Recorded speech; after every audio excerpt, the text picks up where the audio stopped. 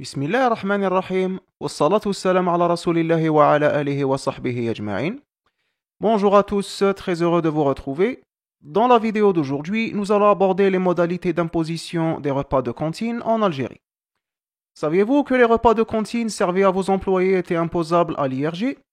En effet, s'agissant d'avantages en nature, leur imposition est donc plus qu'évidente. Une évidence que pas mal d'entreprises ignorent ou font semblant d'ignorer, au risque de payer le prix fort en cas de contrôle fiscal.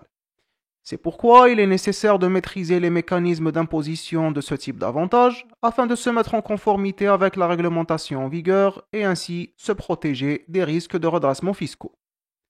Je vous souhaite à tous un très bon visionnage, je vous retrouve juste après ça.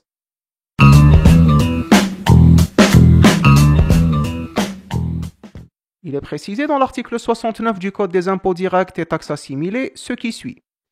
Pour la détermination du revenu à retenir pour l'assiette de l'impôt sur le revenu global, il est tenu compte du montant des traitements, indemnités et émoluments, salaires, pensions et rentes viagères versés aux bénéficiaires ainsi que des avantages en nature qui leur sont accordés.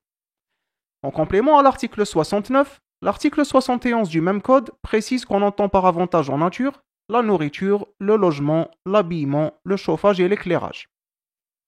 L'estimation de la valeur des avantages en nature précités est faite par l'employeur d'après la valeur réelle des éléments fournis, ramenés au trimestre, au mois, à la quinzaine, au jour, à l'heure, selon le cas. Pour ce qui est de la nourriture, il y a lieu de préciser qu'à défaut de justification, le montant unitaire pour chaque repas consommé est fixé à 400 dinars, et ce, à compter du 1er janvier 2022, contre 50 dinars les années précédentes. Cependant, l'article 72 du même code apporte une exception. En effet, ce dernier attribue un caractère non imposable à tout avantage en nature attribué aux travailleurs dans les zones à promouvoir. Ces dernières sont définies par voie réglementaire et font régulièrement l'objet de modifications. En ce qui concerne les frais des repas servis dans les cantines d'entreprise, on peut noter 3 cas de figure. 1. Les repas de cantine à la charge intégrale du travailleur. Il s'agit là d'un cas assez fréquent. On le retrouve chez certains employeurs qui signent des conventions avec des traiteurs qui viennent vendre leurs repas dans les locaux de l'entreprise. Étant donné que ces repas sont à la charge intégrale du travailleur, alors ceci ne constitue pas un avantage en nature et du coup, aucun impôt supplémentaire ne sera prélevé sur le salaire de l'employé. 2. Les repas de cantine à la charge intégrale de l'employeur. C'est un cas assez rare qu'on retrouve dans certaines grandes entreprises. Ces dernières proposent des repas de cantine gratuits à leurs employés. Étant donné que ces repas sont à la charge exclusive de l'employeur, ceci constitue donc un avantage en nature pour le salarié et de ce fait, le coût unitaire de chaque repas consommé sera soumis à l'IRG. 3. Les repas de cantine dont la charge est partagée entre l'employeur et le travailleur. Dans certaines entreprises disposant d'une cantine dans leurs locaux, l'employeur prend en charge partiellement les frais de repas, tandis que l'employé se charge de payer le reste. Dans ce cas de figure, seul le coût supporté par l'employeur est considéré comme avantage en nature. On y voit un peu plus clair, mais il reste encore une question en suspens. Comment s'opère le prélèvement de l'IRG? Est-ce à la charge du travailleur ou bien de l'employeur? Eh bien, le travailleur étant le bénéficiaire de l'avantage en nature, l'impôt sera donc prélevé sur son salaire. Prenons tout de suite un exemple pour illustrer.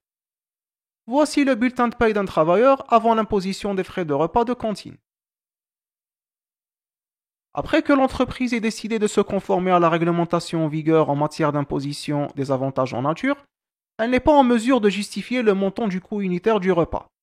Par conséquent, elle opte pour le montant théorique fixé par la loi de finances de 2022 qui, comme on l'a vu précédemment, est de 400 dinars l'unité. Du coup, le nouveau bulletin de paie est présenté comme suit. Comme on peut le constater, le nouveau bulletin de paie comporte 2 nouvelles rubriques comparées au bulletin précédent. L'avantage en nature pour le repas de cantine et la retenue pour avantage en nature du repas de cantine.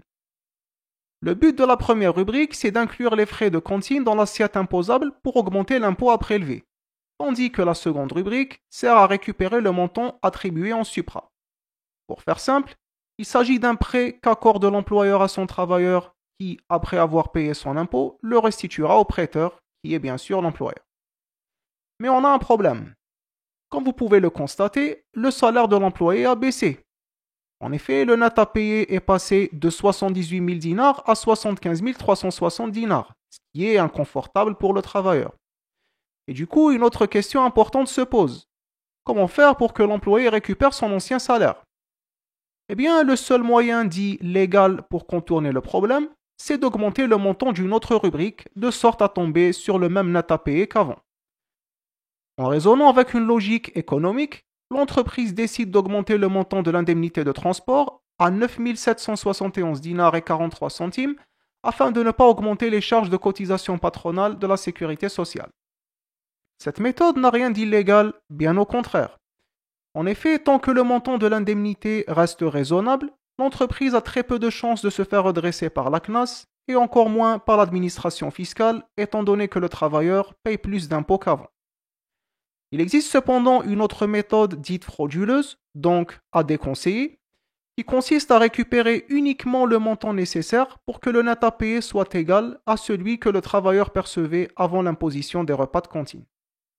Le bulletin de paye suivant démontre clairement qu'en récupérant que 6 160 dinars au lieu de 8 800 dinars, le travailleur maintient son salaire mensuel sans que l'employeur n'ait à augmenter le montant de l'indemnité de transport. Le côté frauduleux de cette méthode se justifie par le fait que le travailleur bénéficie d'une augmentation de salaire non cotisable à la CNAS et non imposable à l'IRG, sans que cette dernière ne soit référencée comme élément de salaire affranchi des cotisations sociales et de l'impôt, à l'instar des frais de mission, du salaire unique ou encore de l'indemnité de licenciement. Dans le cas où vous seriez tenté d'appliquer cette méthode, libre à vous, mais au moment de passer à la caisse, vous ne pourriez pas dire que je ne vous avais pas prévenu. Et c'est ainsi que s'achève ce cours consacré aux modalités d'imposition des repas de cantine. Si ce dernier vous a plu, n'hésitez pas à laisser un petit pouce bleu, à commenter, à partager et surtout à vous abonner. Et je vous dis à très bientôt pour une nouvelle vidéo. Wassalamu alaikum wa rahmatullahi ta'ala wa barakatuh.